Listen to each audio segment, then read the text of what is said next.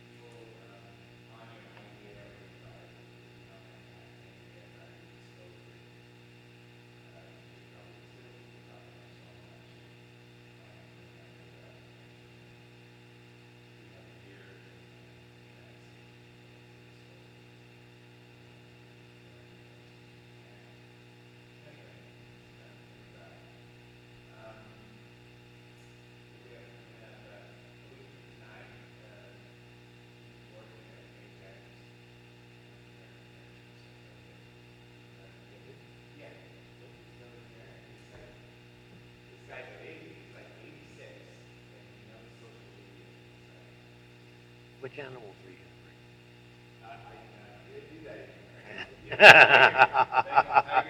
Yeah.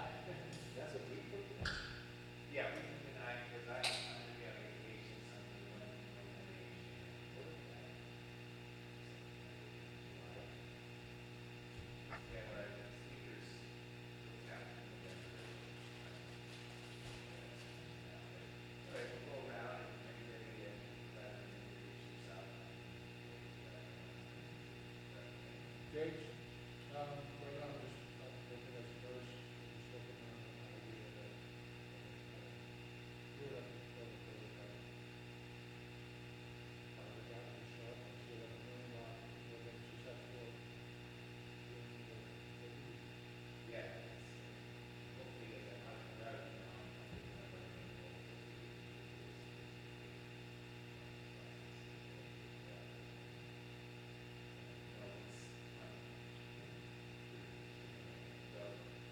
Shelley Robertson, a sculptor, I saw a sculptor at the musician. I've always been solving problems. Just getting into the world and trying to take those to fulfillment.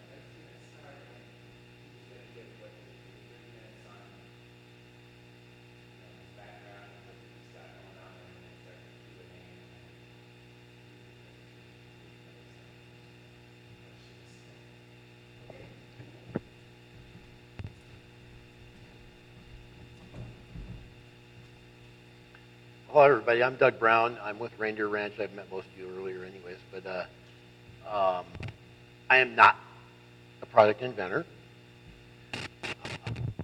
My business partner's job.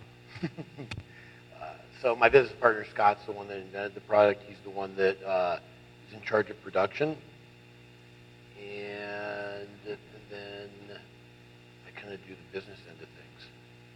And just to give you a brief history of our company. I guess I'll start with the fact that, Scott and I are kind of opposites. And, early on we clashed a lot. I'm like, well, what do you mean you're spending the money on all that? It's like, I didn't understand it. And he's like, well, what are you even doing at all? We don't need you. um, and I say that because I think both of us have made a really sincere effort to try to learn what each other has done over the years. And, so today we have a much better understanding of what each of the, the parts of the business are and how it works. And, I was talking to Sheldon earlier about, I don't know anything about saws or stuff like that. But actually over the years I have learned, and I'm trying to get a better understanding of the production end of things, because it really makes my job easier. I enjoy going up into the mountains and cutting trees every, once a week in the summertime.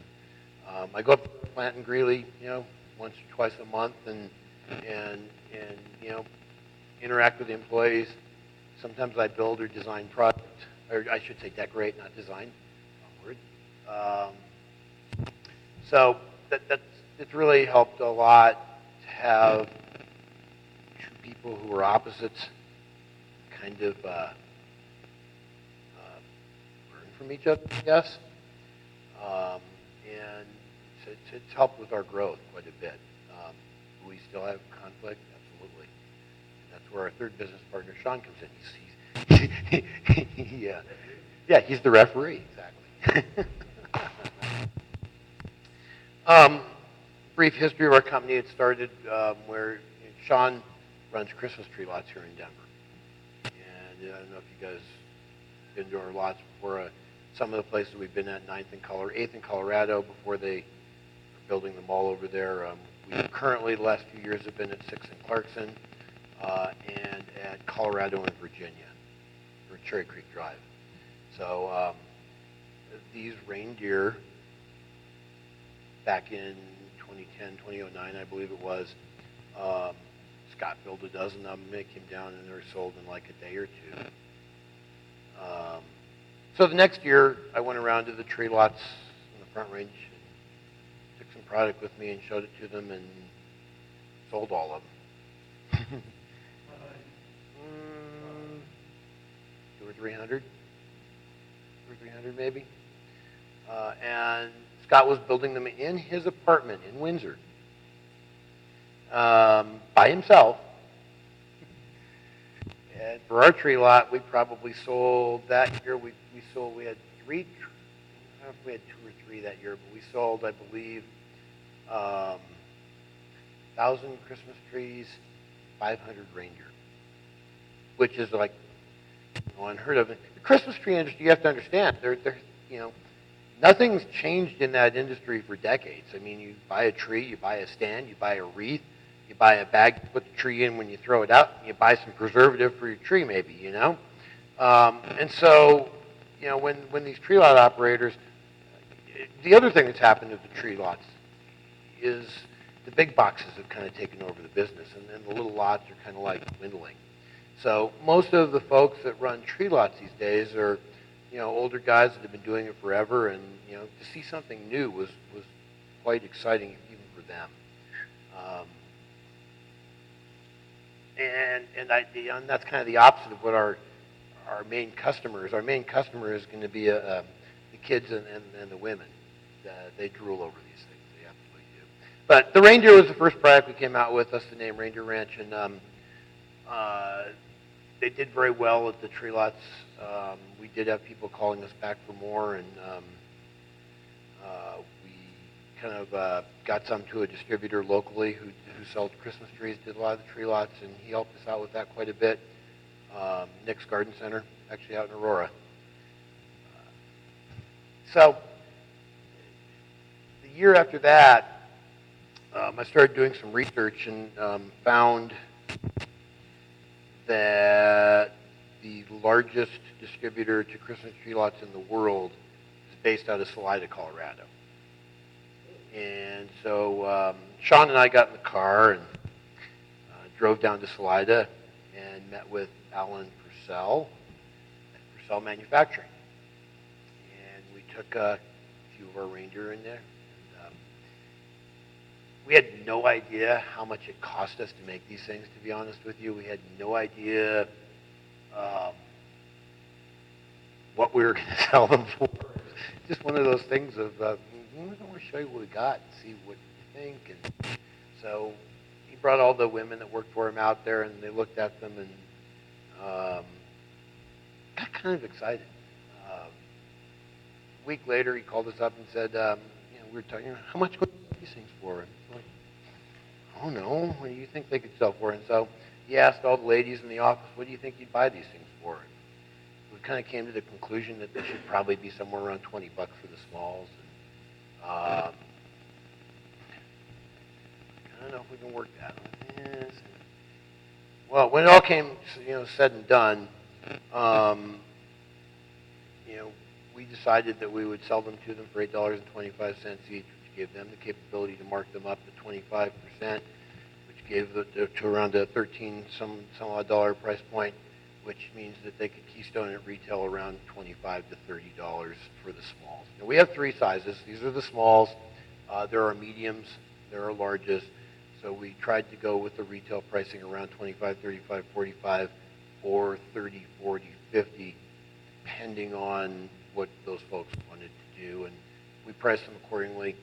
And anyway, so a week later, Alan calls us back and says, we'll take 5,000 of them. Okay, well, how are we going to do this?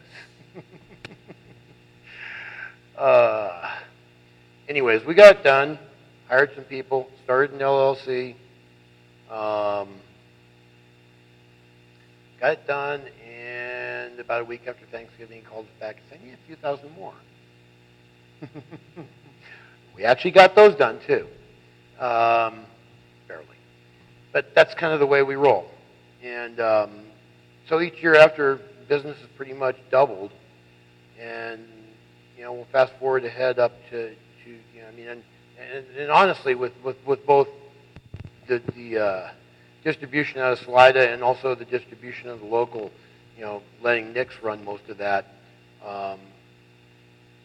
there was 2, maybe 10, maybe local guys that I kept selling to. The rest of them I would just send over to them because the logistics were a lot easier.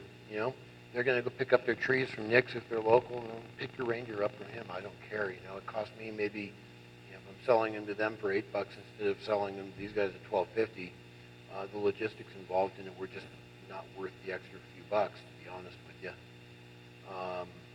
But then there were some customers that we did keep, and just the guys that we, became friends with and stuff like that. So I would drive them out there in the back of my Jeep and stuff it full of reindeer, and that's kind of how that rolled.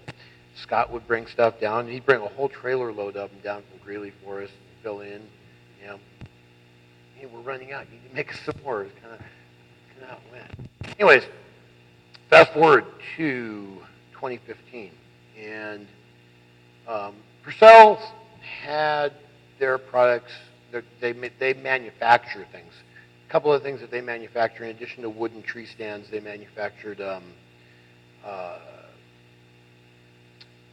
the preservative, tree preservative, and they bottled it right there in their facility in Salida, and they also distributed plastic bags that people trash their trees at the end of the day. If you ever had one before, you know what I'm talking about.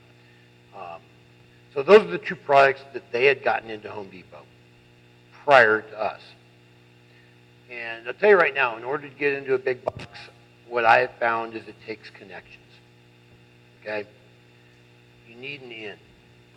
You can't just get in by trying. Now, that being said, I'll give you guys, I don't know if you guys are familiar with a website called rangeme.com. If you have a product that you want to get out there and you want retailers to discover, rangeme.com, create yourself a profile on rangeme.com, okay? RANGEME. You can find my profile on there.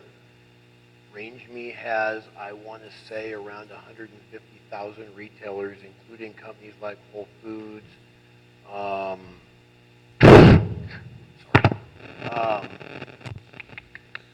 and many of the major, your Targets of the world and places like that, along with a lot of the smaller companies as well. But create a profile on rangemedia.com. Go take a look at it and see if it fits your products. And it doesn't cost anything. They do offer premium services where you pay them to do a bunch of other stuff, but for my product, it hasn't been necessary at all. I have been discovered by a few companies. I have had conversations with a few of them. Nothing has come from it, but I really believe very firmly that that's going to get us to some new places. Okay, so I think that in today's world, in order to get a hold, let me back up a second. I've been trying to get into Whole Foods since 2013. Okay, but with this, yeah, Whole Foods sells Christmas trees, upper end grocery store. Reputation of relatively high pricing, the type of customer that would really do this would do very, very well with. Okay, no question about that. They had a regional headquarters in Boulder. They still do. I actually went up there on several occasions, only to be shunned away by a receptionist. So one of the times I went up there, I took a couple of the product up there with me, and I handed it to the receptionist, knowing I wasn't going to see anybody. I said, "Here, show them around the office or take them home, either one. I don't care." Nothing came of that either. But,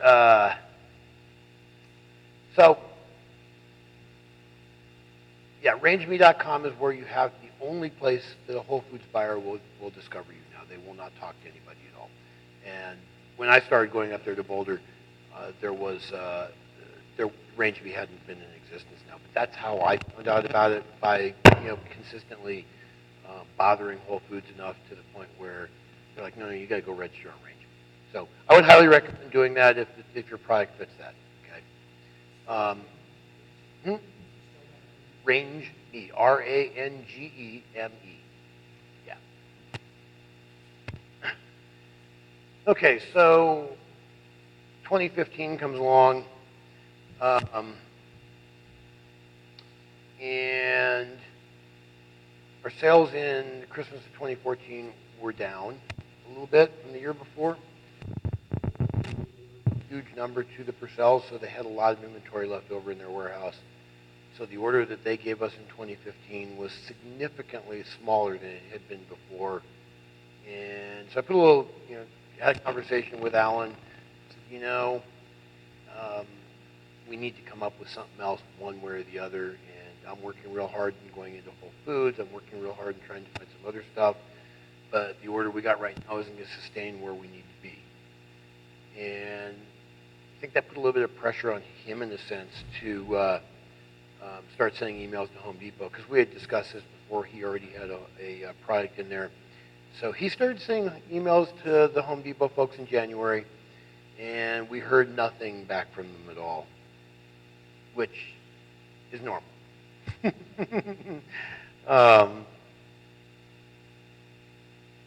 Weren't sure what was going on, a lot of uncertainty, and, just keep going and have faith. I think that's part of it. Well, come mid-March, he gets an email back from one of their vice presidents from Atlanta, pretty much saying, hey, I want to meet you.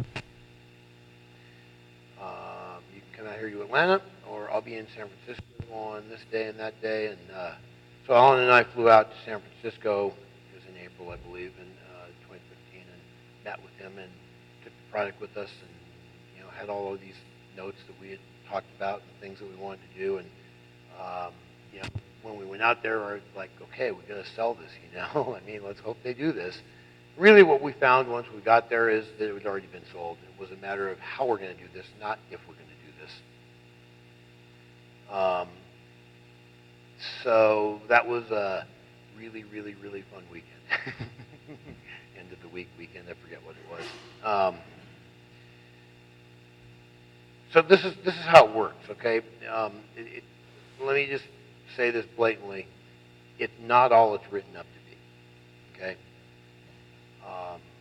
We lost money that first year that we were in Home Depot. Yeah, we did. We lost money. So one of the things that happened to us in October 11th of 2015, right? Well, let me back up a second. We build these all year. Okay, so now all of a sudden we have this huge order coming in. It's April, and granted, we were begging for orders because the order from Purcell was way down. So I go out and I hire 15 people. Mistake number one. And we crank up working, building a Snowman shop and a Reindeer shop, doubling the staff, more than tripling the staff really, and running both at the same time, and cranking out orders. Because I'd mentioned a few of you before that we used live Christmas tree branches for the antlers. Well, that wasn't going to work for Home Depot because who's going to change them out when they die, and how can we be sure in 250 stores that this is all going to be taken care of? And if they don't have antlers on them, I mean, what do you think? Would you buy this or would you buy that? So, yeah, right, exactly, yeah.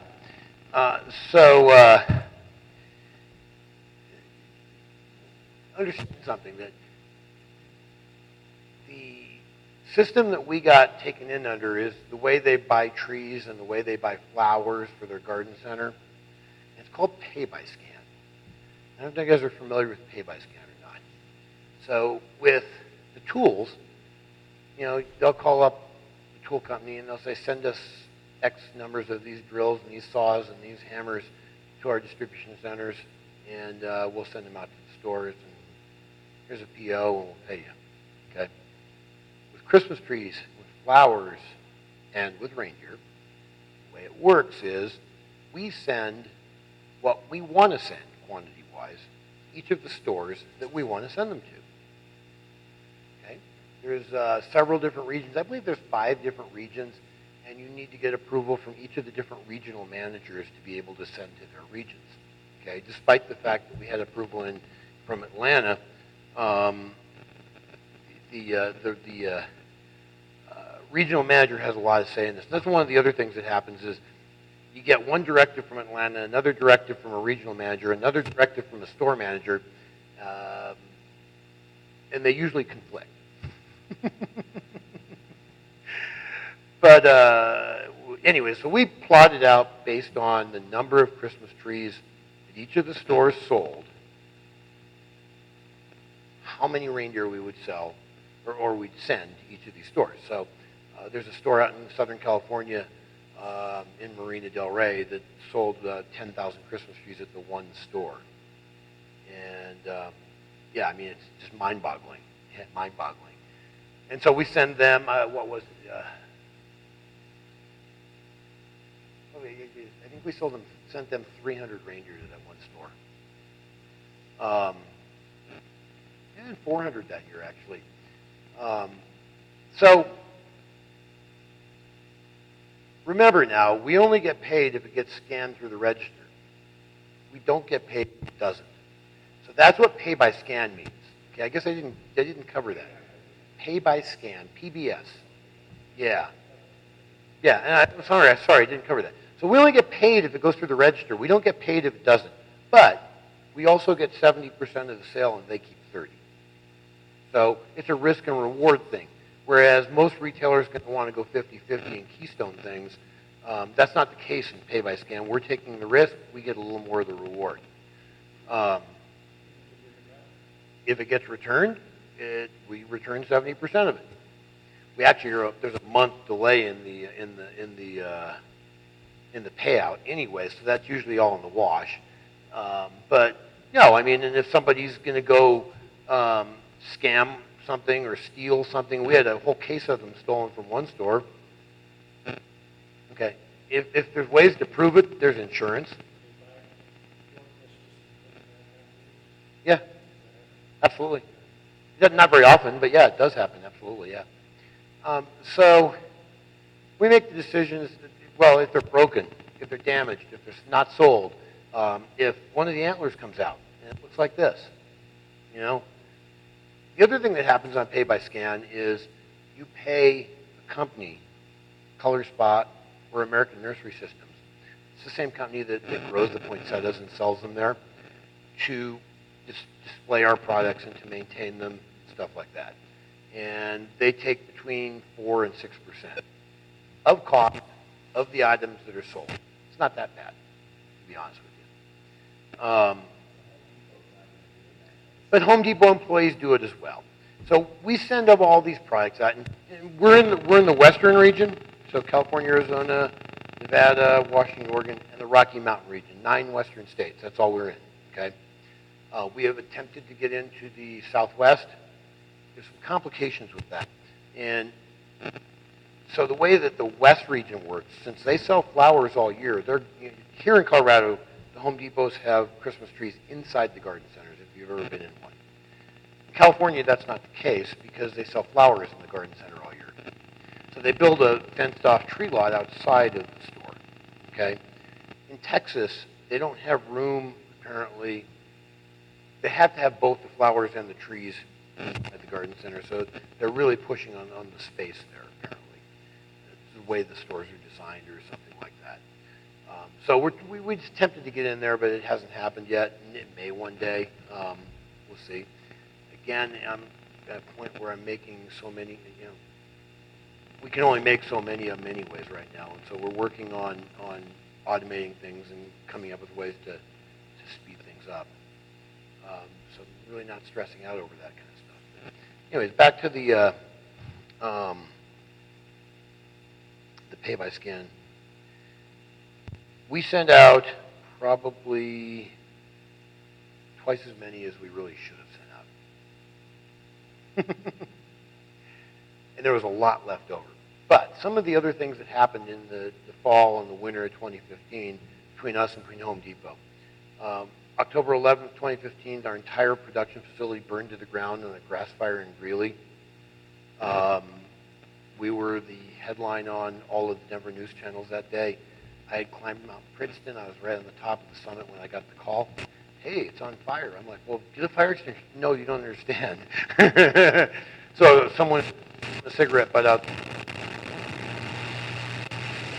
on a high wind day, the grass burned across a field of many, many acres, and caught our beetle kill wood on fire, and our facility burned to the ground. The people ordered already shipped. Home Depot had some serious problems with theft. And as I mentioned, the big stores in California, and most of their big stores are all in California. The security department in Atlanta made a directive to remove everything out of the Christmas tree lots on Thanksgiving, the day before Thanksgiving, except for the trees. All the registers, all of the tree accessories, all the wreaths, everything out of the lots, only trees. We're going to give them a price tag when they buy their tree. They can go inside and pay for it.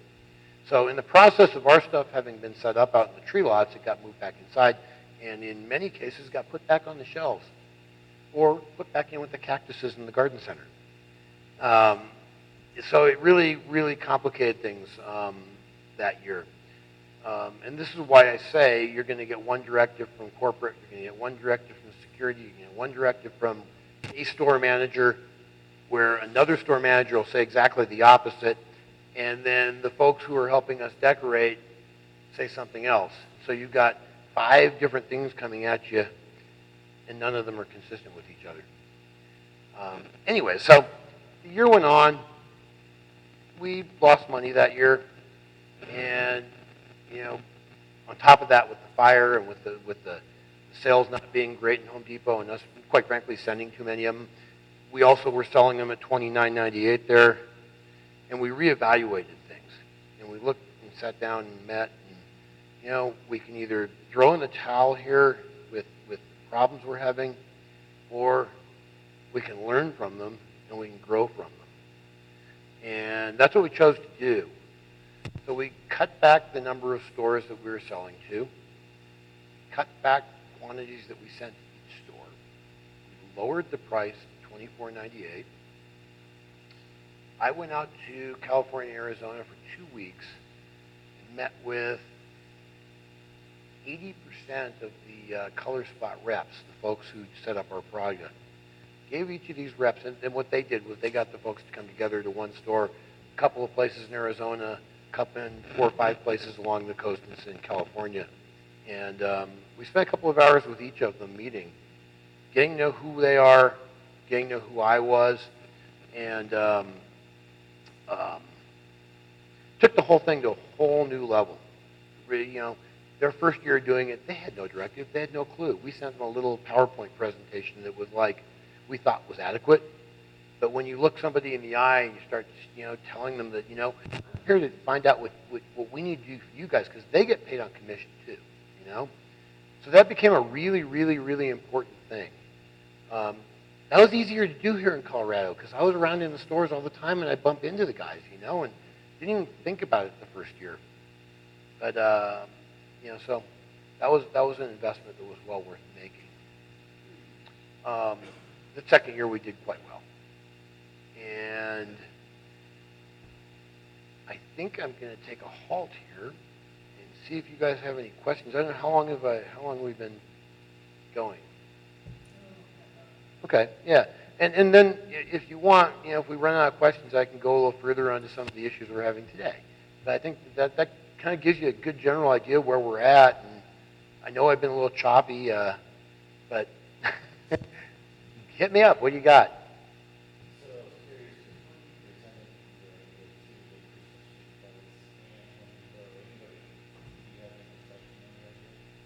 So when did I meet with you? In 2013? Yeah, I don't know, something like that. But yes, we had patents pending, we have copyrights, and we have trademark. They're my product. Yeah. So, well, there's all kinds of things we can talk about. Yeah, if you want to go there. Both of the Snowman and the Reindeer, we've had to protect our copyright and our patent. Yes. Not fun. Not at all.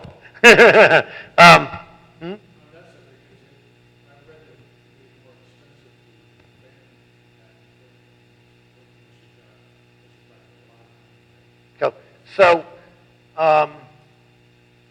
I couldn't agree with you more. Yes. You have to defend it in court or you lose it. Okay, you have to be able to make an effort, correct me if I'm wrong on this, or your patent isn't going to be valid going forward. But no question about it, at my level, my experience, and with what I dealt with, it was not worth doing. We ended up settling and not really getting much out of it, and threw a bunch of money at attorneys in Oregon because of it. But what it did do, I'll say this, the Christmas tree industry is a very, very, very small knit group of people.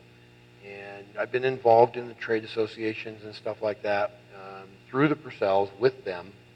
And we made a statement that you don't want to mess with us. And I think they know that now. So, yes, that's the biggest benefit we got out of the patent and copyright. Yeah, let me. You want me to go in that briefly? Okay. The patent on our product is not exactly the strongest patent in the world because each of them are different and no two are exactly the same. Copyright on it is, in my opinion, the strongest thing I have. We gave a demo of our product. Purcell salesperson Jim Lightfoot gave a demo of our product to a gentleman at a trade show in Oregon. He is a tree grower, also runs Christmas tree lots in California. He grows trees in Oregon. And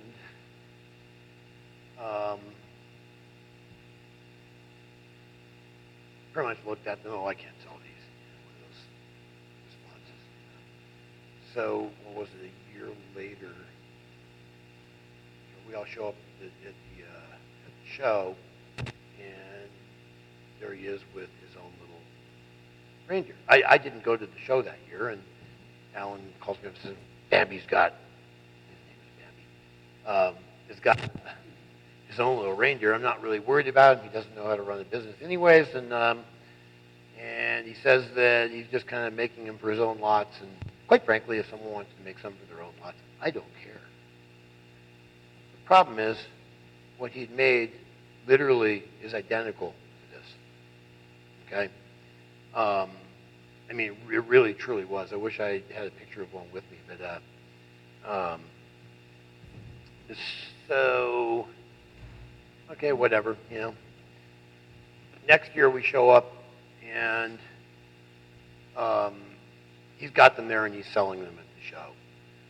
So that was like, okay, I've had enough of this guy, you know, and it's like, got a hold of an attorney, and we sent a cease and desist letter out, and no response, no response, no response. Next thing you know, I get a phone call from a news reporter from the Portland newspaper, just calling to ask about the lawsuit that was filed against you. What? So he sued me in Portland, saying that I can't send him a cease and desist letter in a sense. Yeah. Yeah, exactly. Yeah. He was claiming that he had invented this and that it had nothing to do with me, and that you know, you can't have a cease and desist letter. And really, what he was doing was he wanted to do the trial or to do the fight in Oregon court instead of Colorado court. I had no intention of trying to sue the guy. My expectation was to negotiate with him and to say maybe, hey, give me a small cut, or just do them in, you know, whatever, or something like that, because I know it's expensive to do that. So that's how that played out. Anyways, the next year after that, meanwhile, going through all this process of litigation and negotiation and meeting and everything else, and sure as hell, if he doesn't come out with a Snowman, it's identical to ours. Identical. I mean, it was so obvious. Anyways, I flew out to Portland one day, met with him, and just the two of us chatted for a while, and I said, look, change the eyes. So all I want you to do is change the eyes. I'll buy your eyes from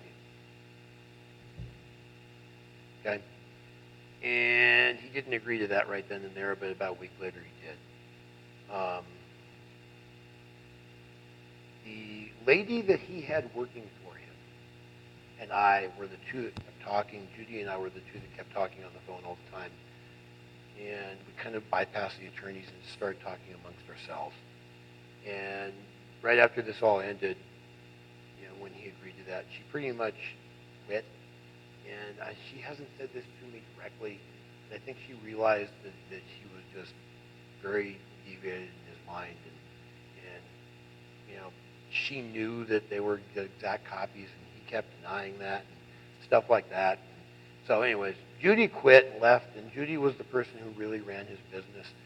And although he still sells them, you know, the other thing, you know, we agreed to allow him to get rid of his inventory. And we agreed that any new product that he made would have to come out with the new eyes. The main competitor, Purcell's main competitor, isn't carrying them anymore, as far as we know, and he has lost another distribution ship that he had because of it. That Purcell started making a competing tree stand out of metal for the very, very, very large trees. They've taken about 95% of the industry's business since that's happened, and it's kind of interesting how it's played out. They've made we split the attorney fees, as Purcell's did, and they've made their money back for sure. So it's interesting how that played out. No, it's not worth fighting. I mean, the cost is outrageous. We probably dropped $40,000 on defending this and got nothing back.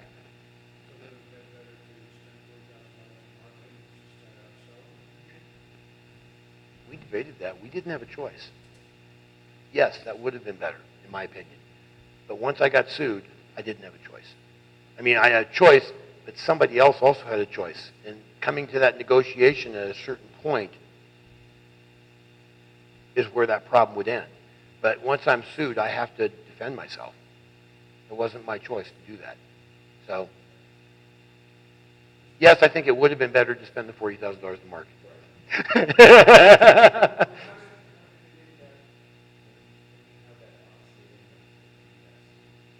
We settled it.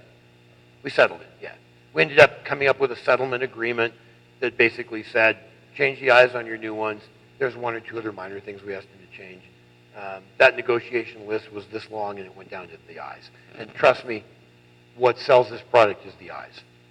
And I wanted them different on his. The snowman that he makes now, by the way, is only a two-section snowman like this because of that.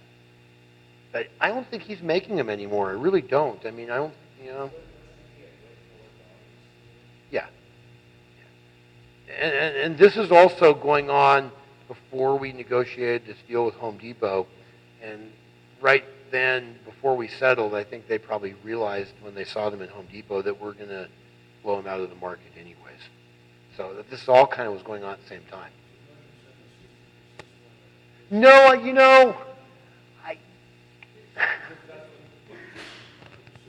so I think if I had to wait, I'm dealing with a person who is a very, very, very, very stubborn older gentleman who was very set in his ways and had a very predetermined mindset that was not going to change. And my attorney was very clear about this with me, and it was very obvious to me. If I had a choice, if I had to do it over again, and I have sent cease and desist letters since, by the way, just people who came back and said, "Oh, I'm so sorry, I didn't realize that you had a patent on this. Let me change it. Let me not do it." So no, I would say that the cease and desist letter I would probably do again. I would probably word it a little bit differently than I did, and that was what an attorney does. But now I have experience in doing that. I would ask my attorney to tone it down a little bit. That make sense? Yeah.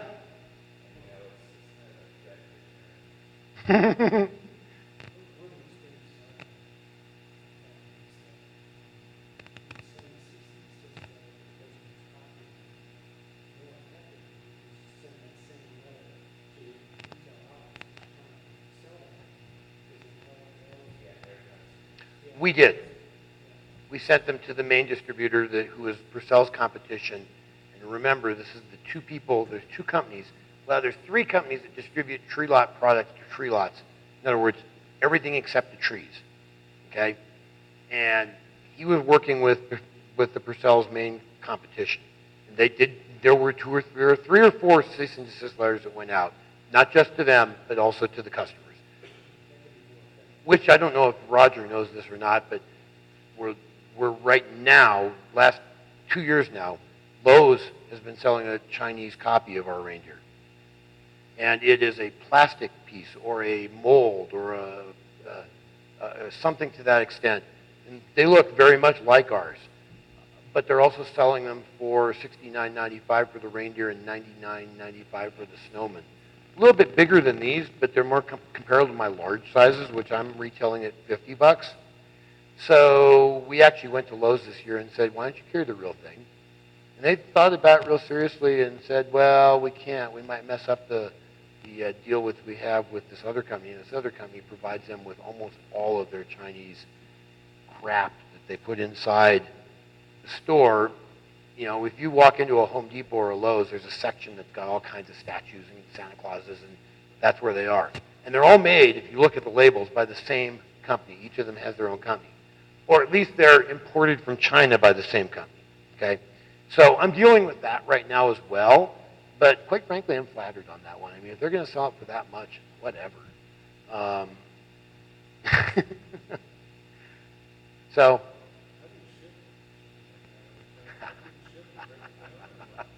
No, you can't break them down. That is one of the things that Bambi did try doing, was shipping some of them with the legs off and stuff like that. So my web business, I have a website, I have an Amazon store, and I have a Etsy store, so I ship retail. And those sites are starting to blow up now that I'm advertising in a sense. And my labels on Home Depot, so if someone does a search for me, they're going to usually find one of those stores. Etsy, one of the Christmas groups at Etsy picked us up, and so that's done very well. And none of this is huge, don't get me wrong. It's probably a total of $15,000 or $20,000 this year.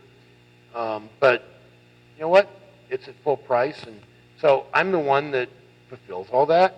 And so I ship them in individual boxes. I have a pretty good idea now of what size box they go into, and what the cost of shipping is going to be and all that. I used to manage a UPS store, so I have that to my advantage.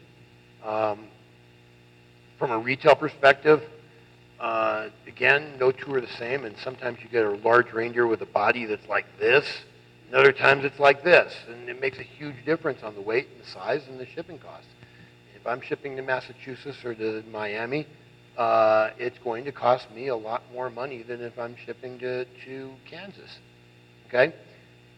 You have to balance that sometimes. And my website has a UPS calculator on there. It's done by zip code. Amazon doesn't let you really do that if you're fulfilling it yourself. Etsy doesn't really let you do that. So I lose money on some of them that go a long distance and make extra money on some that don't go as far. And that's kind of the balance. Now, as far as the quantities, the shipping to Home Depots and the shipping, the wholesale orders, they're going on a pallet in a 48 by 40 by 24 or by 36 high Gaylord box, which is very similar to the boxes that watermelons and pumpkins are shipped in. We could fit 50 small reindeer, 36 medium, and 24 large in the box. On the Snowman, it's similar. You get a little more in there. And then they get stacked three tall and put in the back of a semi-truck, and can ship whole truckloads when they go down to Salida, or if we need to ship a LTL, we can do that as well. Yes?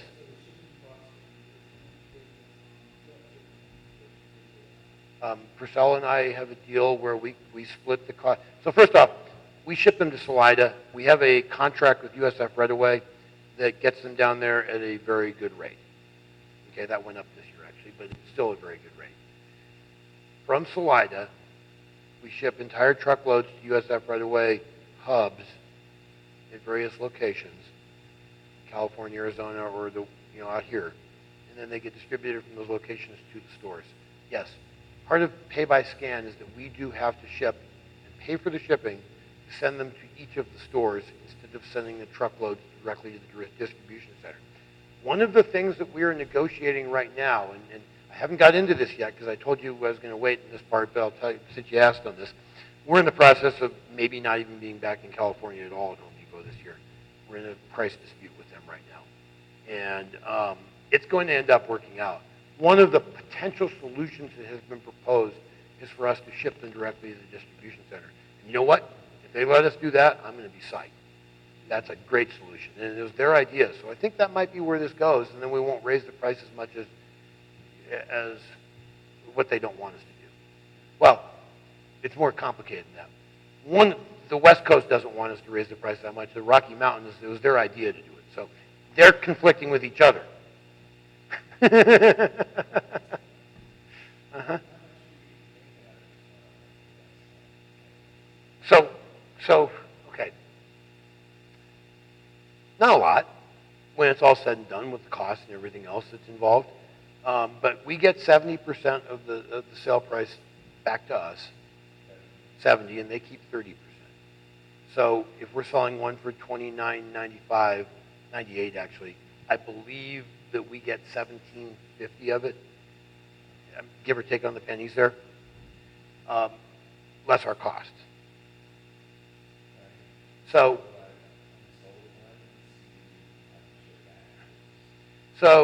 the first year when we had a huge number of unsold ones, we were very unfamiliar with the way their processes work.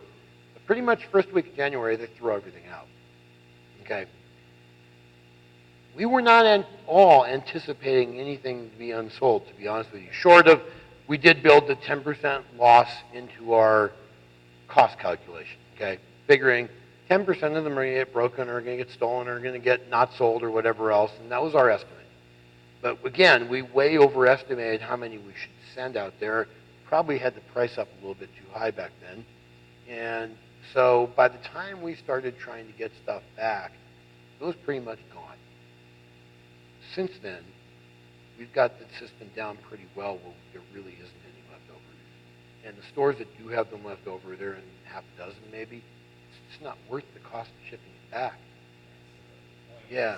ship them, just enough to get them all sold. That's the key. And now that you get data and you know what sold last year, it makes it easier. But there's also all kinds of things that come into play on that as well. I mean, were they on display? Other thing, looking at the sales reports you get throughout the year, and this store sold 0, this store sold 0, this store sold 0, this store sold 2. Okay, what's going on? Well, I called up the stores. I'm like, where are they? What's going on? They're not selling any.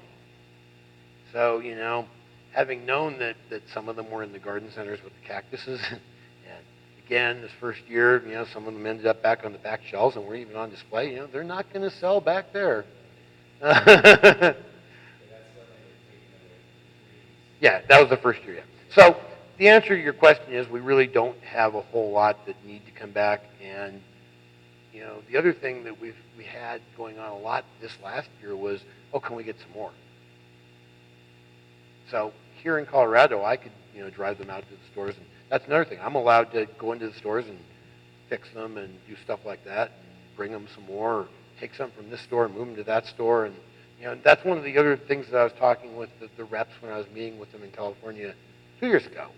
Look, if this store is not selling, this store is selling, you guys are making commission on these. Let's get rid of all of them and move them. Send me an email. Let me know what store they're going to so I can keep track of the numbers. Yes? So do you still have a small group of people that you hire to make these stuff you start off with, or do you manufacture it out? No, we manufacture them ourselves. Yeah, Scott, my business partner Scott's in charge of that. I mentioned earlier, and I'm glad you brought this up because I really didn't follow up on that. I've been scatterbrained, I'm sorry. But I did follow up on this. That I mentioned in 2015 I'd hired about 15 people to do that. Part of the problem I had with that was my costs for making them were way, way, way exorbitant for what they needed to be. And when we realized that, because again, all of a sudden you've got this huge order of 40,000 items, and you've been making 20, 25,000. Now what, And so that's what I thought. We need to really jack our staff up, and we'll make that much more money. And of course, they didn't sell. Of course, the costs were higher and everything else. And so you reevaluate, you learn, so we generally are working with 5 employees. Mm-hmm. Yeah, and we put out 40,000 of them, 35,000 of them with 5 employees in a year. And, this is all going to be reevaluated. Currently, we're looking at automating things. We're looking at outsourcing things and stuff like that. And all the different options we're looking at to see what we can do, moving facilities, coming up with a facility. We're working in a pretty crude place, I've been around a lot of the logging companies up in the mountains and stuff like that, and when you're in buildings with dirt floors and no heat and stuff like that, it's not all that unusual, and that's what we have. In reality, if I could find a nice place with a cement building with sawdust fans and suctions and vacuums and all that, it could make things a lot quicker and a lot easier, for sure. Truck dock where you can just roll the thing right onto the truck and.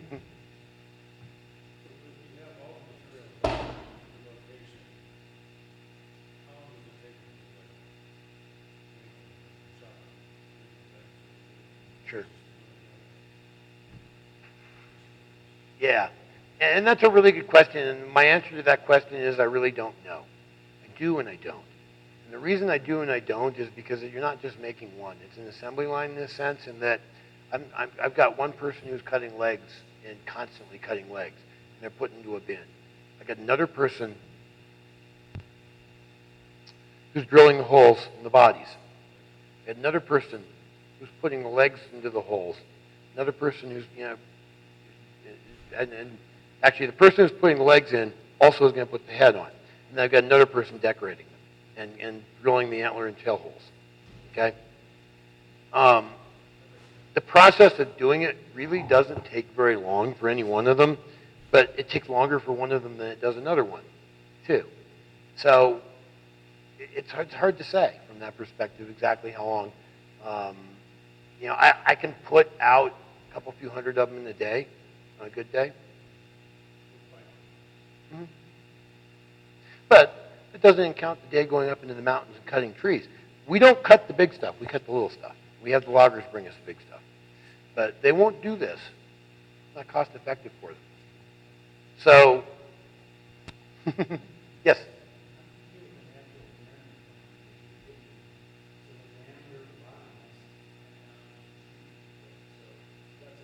So how do I deal with what? Well, let's say the body of the Reindeer, you know, it's going to be 5.5 inches in diameter, 6.5 inches in diameter. Right.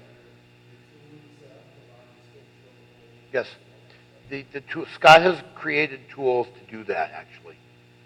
He has a drill set up with handles and a stand to rest the body in that'll compensate on the different sizes of the body diameters. And yeah, and keep in mind that you're looking at a small with maybe a 4.5-inch diameter here, where some of the largest, you got 8 to 10-inch diameters on them. So yeah, it's a big difference. The thing that needs to change on the different sizes mostly is the drill bit, because when you get into the large ones, the legs are going to go into the 1.5-inch size instead of the 1.75 to 1-inch size that you see there.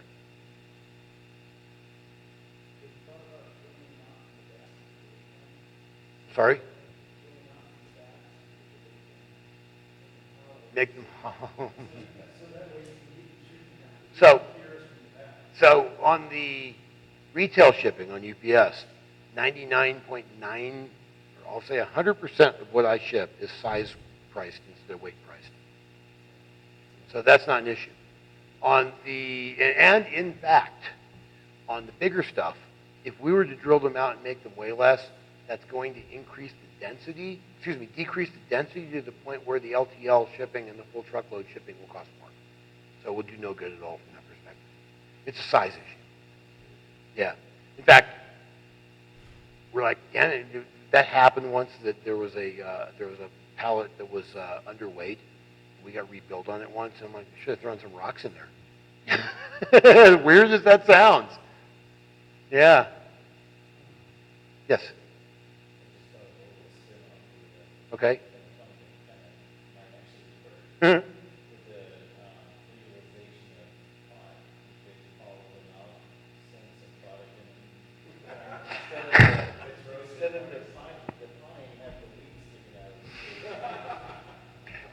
You can't export pot out of the state of Colorado, I don't think, to any state, even if it's legal in the other state. That's a federal offense. But I reckon to guess there's some people that work for us who would probably find that pretty easy to do. I'm guessing. I don't know. Yes.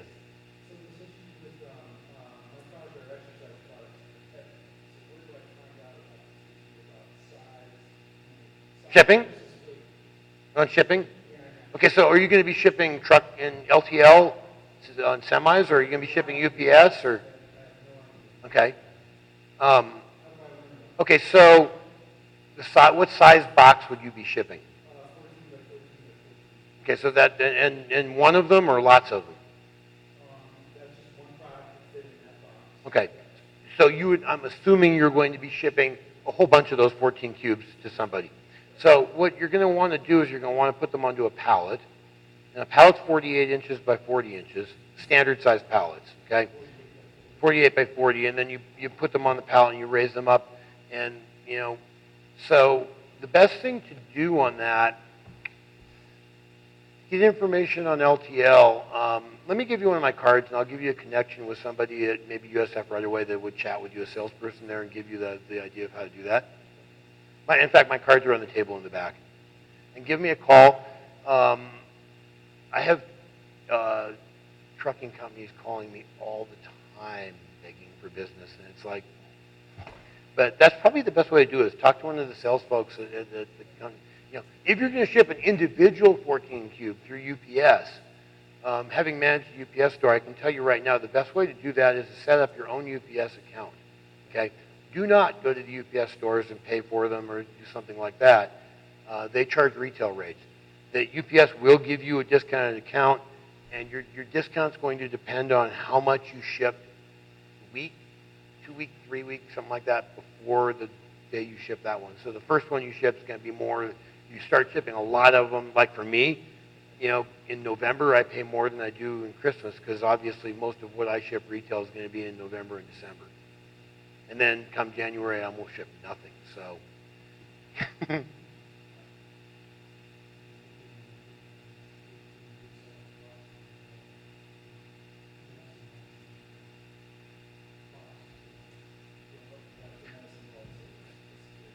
yeah, so I think I get what you're saying. And for example, with me, I've got so many different sized deers. If I take that box and let's say it's a 14, 14, 14, so it's 14 height, width, and length, okay? But I'm only got something that's 10 inches tall in it. And if I cut that down, I have a box cutter that'll actually do this. It'll perforate it right at 10 inches, and then you fold it down. You can save yourself a lot of money on that extra 4 inches sometimes, if it's a size-based pricing. Okay, dimensionally based, they call it. If it's weight-based, it wouldn't matter. And that there's a formula they use where at a certain size and weight, it changes over from one to the other so they make more money. Yeah, no, these shipping companies are very good. They know what they're doing on that, trust me. Yeah.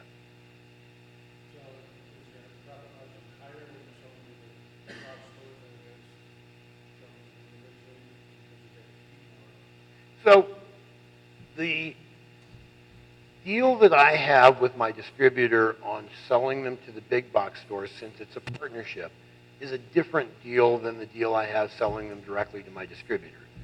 My distributor buys a huge amount of product from me percentage-wise, and like I say, I've been selling to him for $8.25 an item, on the smalls. I try, as honestly as I can, to come up with my cost on building one. And I get my cost reimbursed on the big box stuff, okay? And that's somewhere around $7.50 an item, okay, on the smalls. And then we split the profit.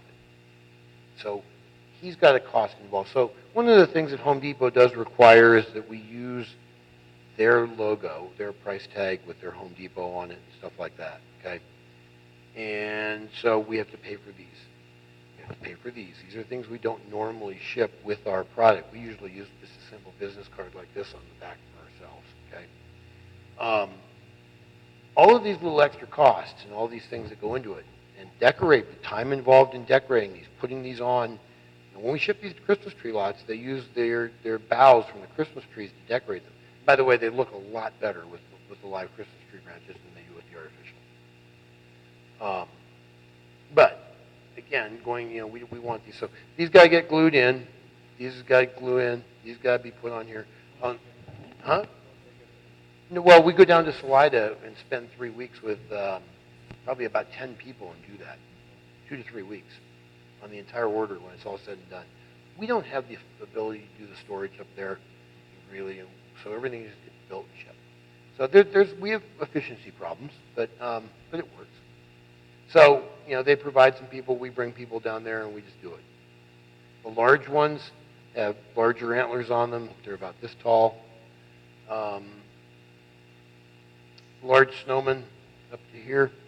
We have a little thing we put on the hat, a little piece of holly we put on the hat for those, and put this on, and the arms on. That was another problem we did in the first year at Home Depot. We chose not to send arms in the Snowman. Big mistake. We also sent boxes with 35 of these, 15 of these. Today, we are sending them, I'm going to get this right,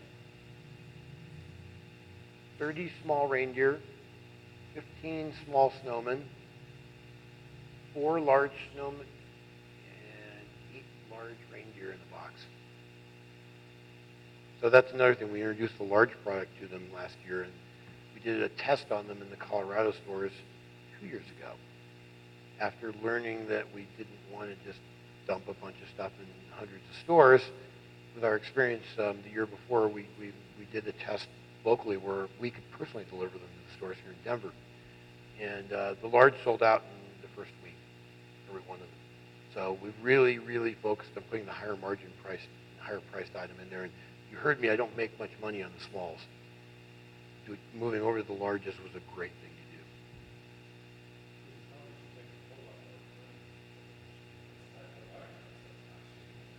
So, okay, they cost us more to make. They do take more time. It's not a whole lot more time. They take up much, much more space, so they cost a lot more to ship. And, and space and weight, both. And there's a lot more margin in them. Huge amount. So despite all that, there's a lot more margin in them.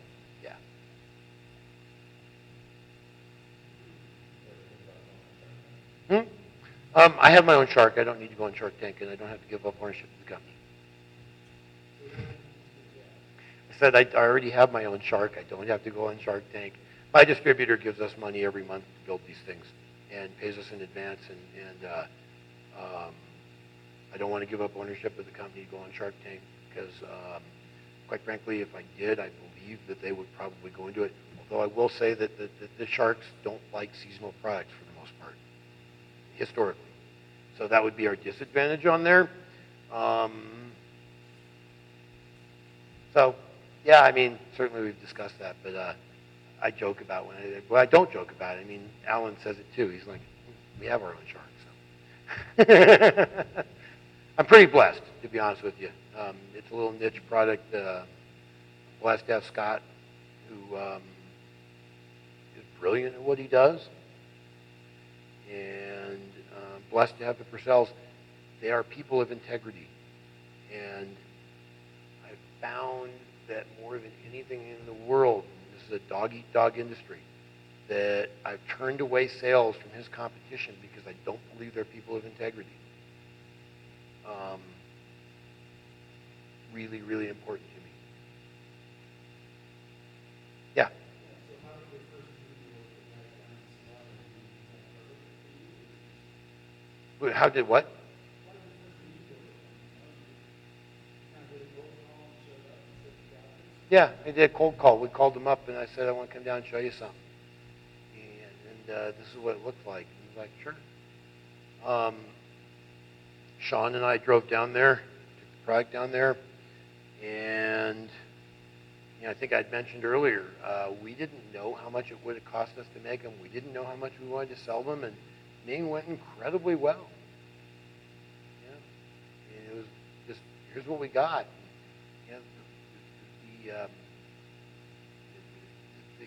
The gals that work down there and family members, Purcell's family members, all just really fell in love with them, and really then it became a matter of how much.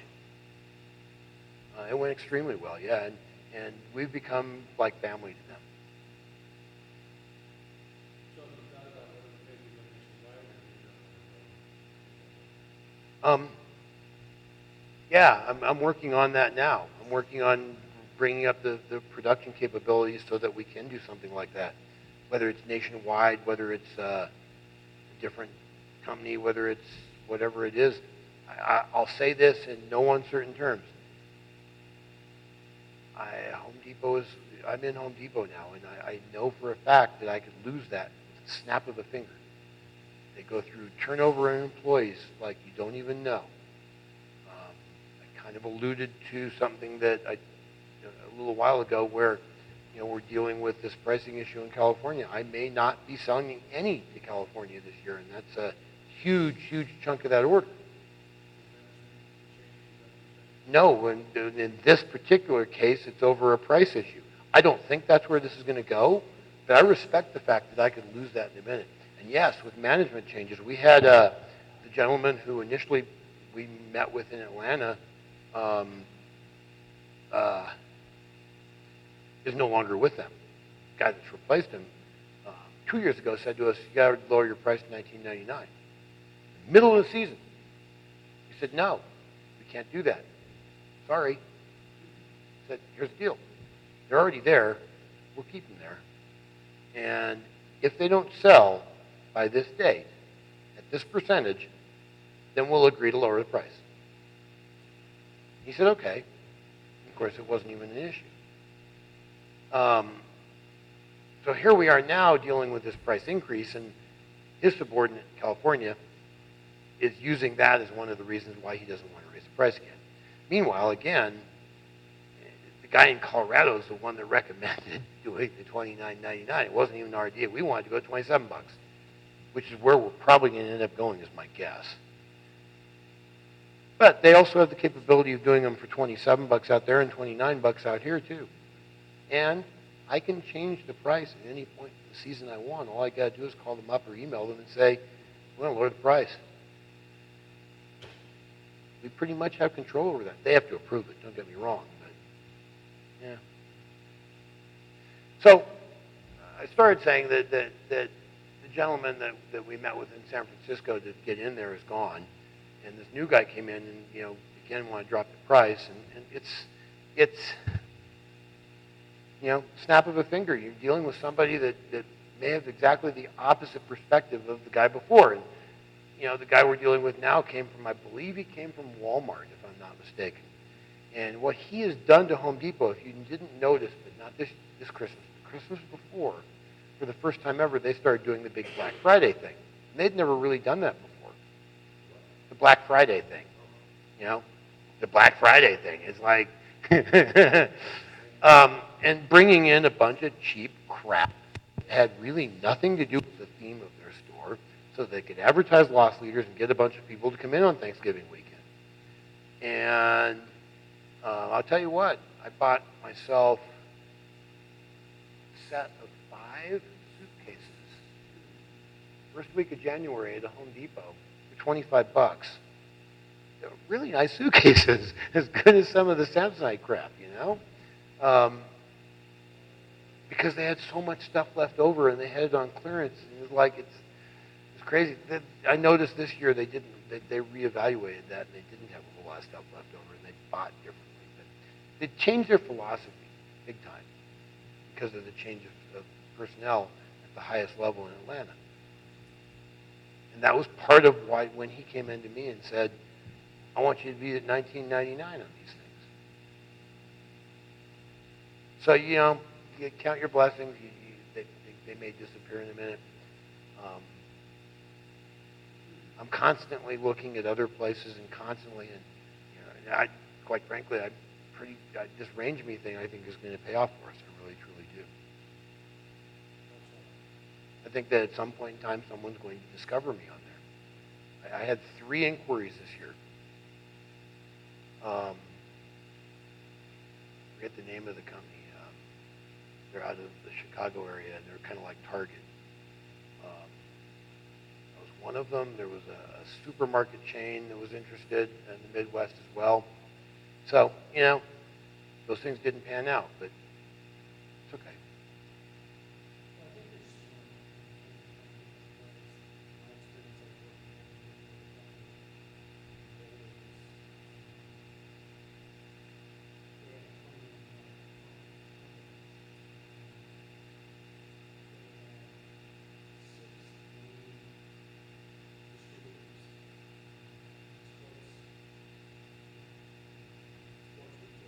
Mm-hmm.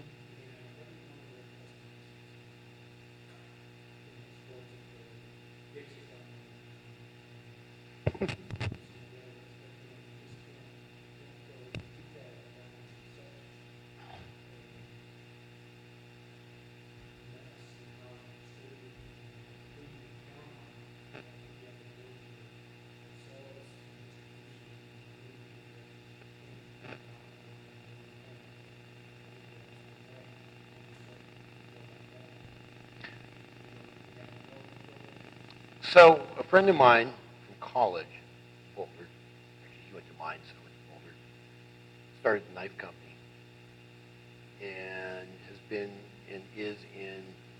has been or is in every big box, every sports retailer you could ever dream of. Okay, or he's been doing this since the 80s. So that's coming on 35, 40 years now. And he's given me a lot of advice. And, it's like, I have been told, and I believe very firmly, that Home Depot is as easy to deal with as any big box that's out there. Walmart's the other end of it. They're the hardest ones to deal with, is what I've been told. They will nickel and dime you. They'll try to screw you over. They will dump you in like that with no warning. And so my philosophy and my attitude is that could happen to me too. I try to keep a optimistic attitude about things. You know, I mentioned earlier when we had the fire, trust me, no, that was not easy to deal with. Yes, it did cause a lot of mental anguish between all three of us as owners. We had to lay off a lot of employees. But we've also run this business to the point where there's very, very, very little or no debt. Had we been in debt, then we probably wouldn't be in business now, the way I see it. The other thing about it is that your attitude is what's huge. And if you got to get through the hard times, because they're going to be there. And it was not easy to do. But there's a choice. It's like, okay, I can give up, I can throw in the bag and be depressed, or I can learn from it, and I can make changes, and I can go. With that, without having that debt, that gave me that opportunity to do that. And trust me, if I lose Home Depot, it's okay. It is okay. Yeah. With are they companies that are looking for products specific, or are there investors that are also perusing that look at they see your product and go, hey, maybe I could become an investor in that? The reason that I went into Range Me is because Whole Foods told me to. And I don't know that I know Range Me well enough to answer your question directly. My experience with Range Me has been it's been companies that are looking for very specific things, or in certain cases, a wide variety of very different specific things. So in Whole Foods' case, they've got buyers for different parts of their markets that buy just those specific things, but they're all on Range Me, okay, under one umbrella. So that's been my experience there. I don't know if there's investors that are looking for things or stuff like that. I'm unaware of that, so, but I don't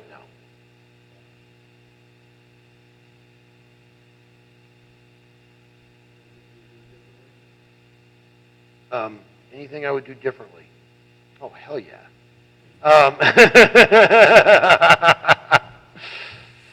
I would write my cease and desist letter differently. Yeah, you know what? You learn from experience. But here's the thing I think that I can say is that when you don't know something, you've got to go out there and try it before you can find out. And yeah, there's a lot of things in my life, personally and in business, that I would do differently if I had the chance to do it over again, knowing what I know today. But if I hadn't done it then, I wouldn't know what I know today. So I don't know that there's any other way to, you know, this whole concept of going to school and getting a degree versus having experience, to me, the experience is a lot more important than the degree.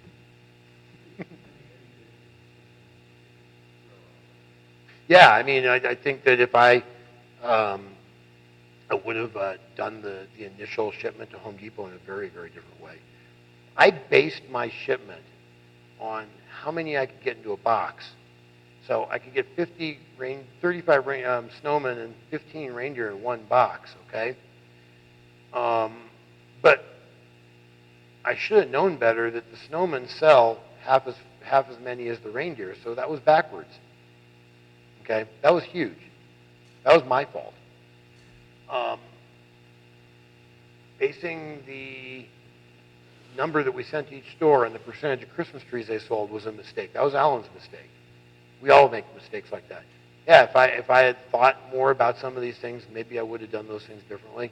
And I think there's a lot of things I could say that I would do differently. But again, it's, you know, I don't really regret anything because everything I did put me where I am now.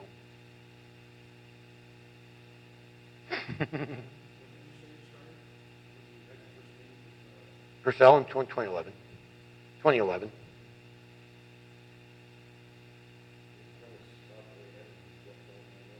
Hmm?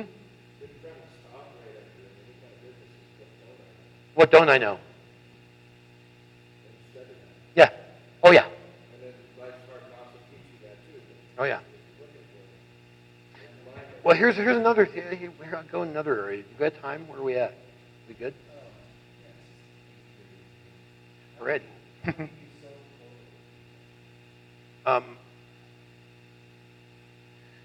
Well, right now I have orders for 42,500 this year.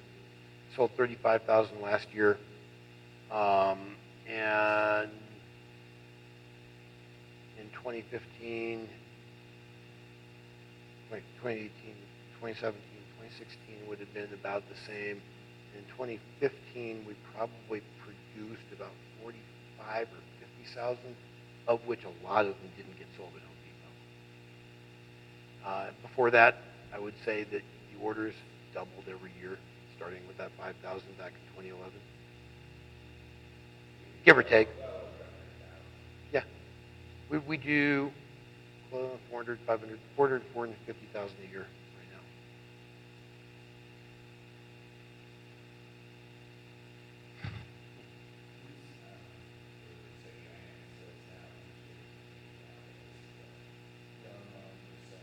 Oh, no, it's to our distributor. To our distributor. That's our major. That's a huge, huge, huge amount of what we do. Yeah. And Home Depot's second. My distributor. And some into the world, yeah. Yeah, a little bit. Yeah. So here's another thing that I'll bring up that's an issue that we know of that is quite an interesting challenge. We're working with beetle kill. Okay, we have a really, really amazing relationship with the Colorado State Forest Service. They love us. They love the fact that we're mitigating the forests with them, even though and they love the fact that we're a really small company and taking their dead trees and the trees that need to be cut down to, they want a tree every 6 to 8 feet up there, okay? And we're working with them at all their levels. Many, many, many folks from the top to the bottom love us and know us very, very well and go out of their way to find sourcing for us to get wood. But we're working with beetle kills. So California, New York, Florida, they have agricultural going on. And the agriculture departments, in particular in those 3 states, very, very picky about what they allow in. If you've ever driven into California, you see their border stations for the Department of Ag at every major road. So we've been going into California since 2011 and never really had a problem and kind of been a little bit scared. And I do not advertise that these are beetle kill trees for that reason. Last year they stopped 2 of our trucks and said you can't go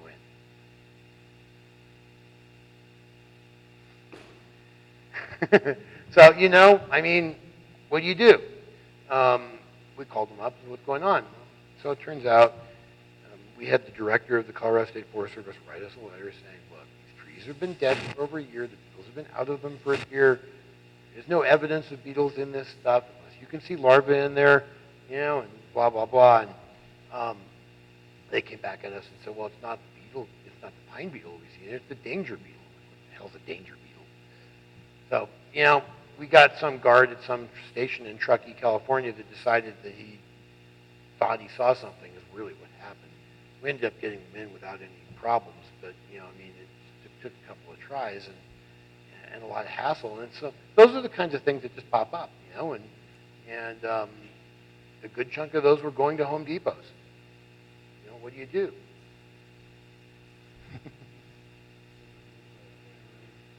Yeah, we do bug bomb the trucks with those cans of Raid. We throw a couple of them in the back of the semi before we send them off.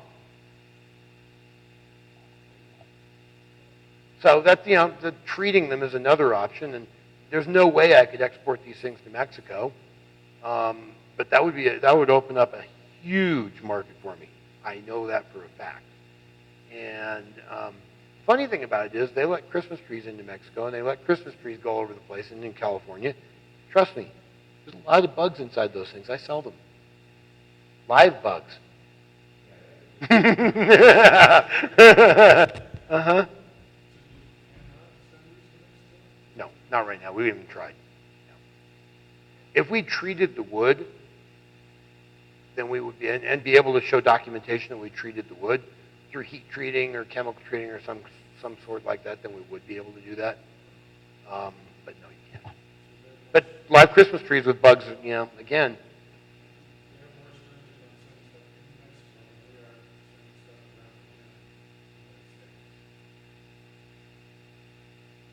Yes. And again,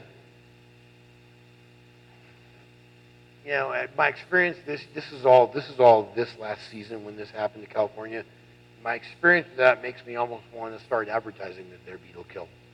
And I'm not going to do that because your housewife out in the middle of somewhere is thinking I'm sending bugs into her house. But I'll tell you this: the logs that we buy are by logging companies that sell King Supers. They're firewood, so it's sitting in your grocery store anyways.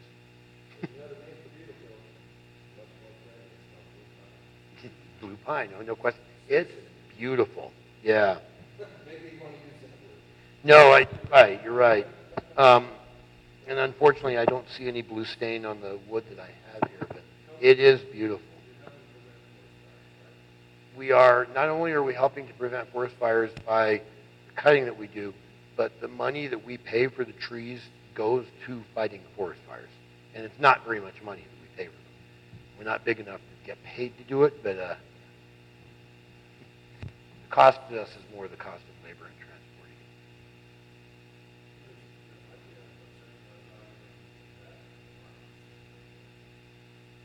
Oh, absolutely. We mitigate the forests. If you look at my website at myreindeerranch.com, you'll see stuff like that. Yeah, absolutely. I just don't use the beetles, the bugs.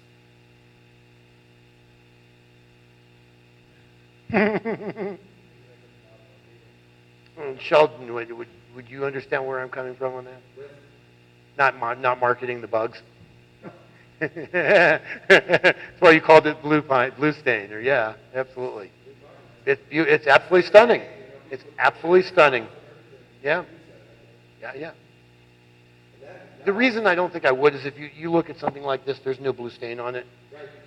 Some of them have starbursts on here that are just stunning, and even unfinished. But when you finish them, they're even better. And I'm sure you've done that. So yeah.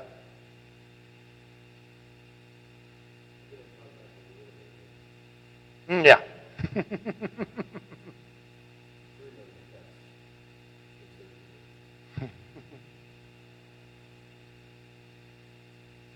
Anything else?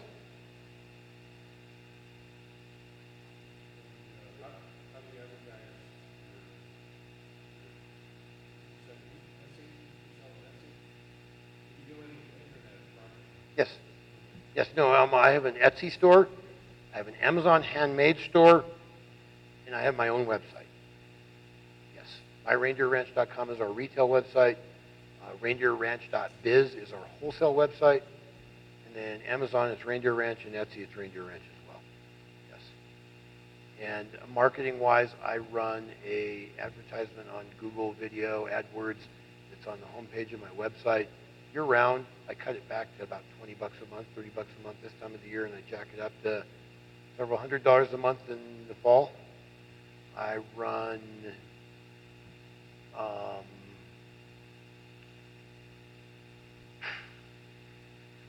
ads on Amazon and on Etsy. And what else? I start to confuse them because I've got a bunch of stuff for our tree lots that we do locally as well. Those are on Facebook and Yelp as well. So I don't think I do any direct reindeer on that because those are location-based where these are not. I'm not advertising just in Denver. That's yes. Oh, absolutely yes. Oh yeah. In fact, if you're on Amazon, you should be running an ad on Amazon. And I went to a seminar they put on here in town back in February. Very, very, very helpful, actually. I'm sure they'll be back to doing it again.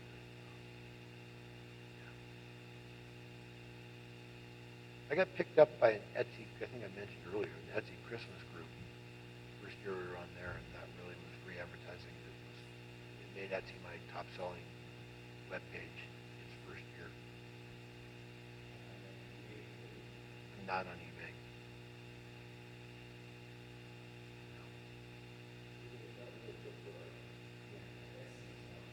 Etsy's, yeah. And I mean, the reason I say you need to advertise on Amazon, trust me, Amazon takes a huge cut out of what we make. Okay, my profit on Amazon is lower than anything that I sell. My profit on Etsy is very good. My profit on my website is just a PayPal fee.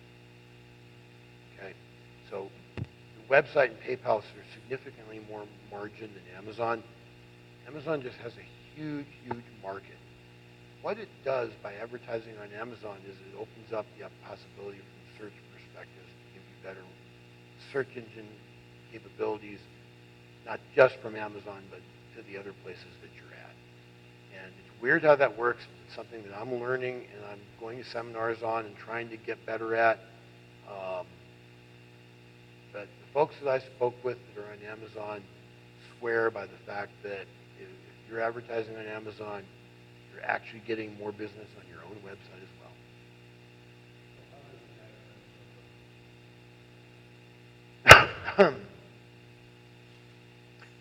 Pretty much just like any other digital advertising. You know, you go out there, you pick a target, you pick a price, you pick you know, the impressions and everything else, and when somebody's on there, it pops up onto their screen when they match that. You know, you've got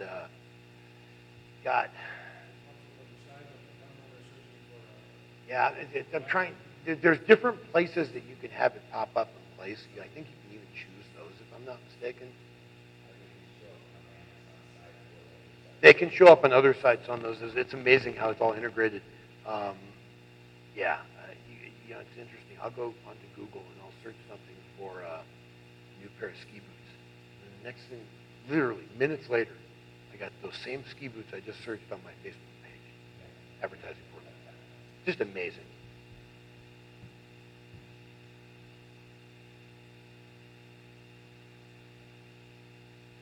Anything else? Well, thank you.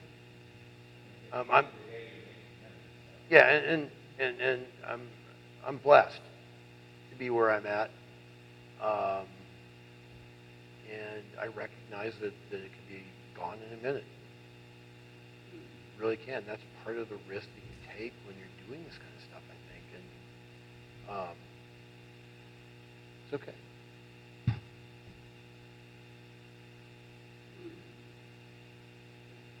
You bet. Thank you, guys.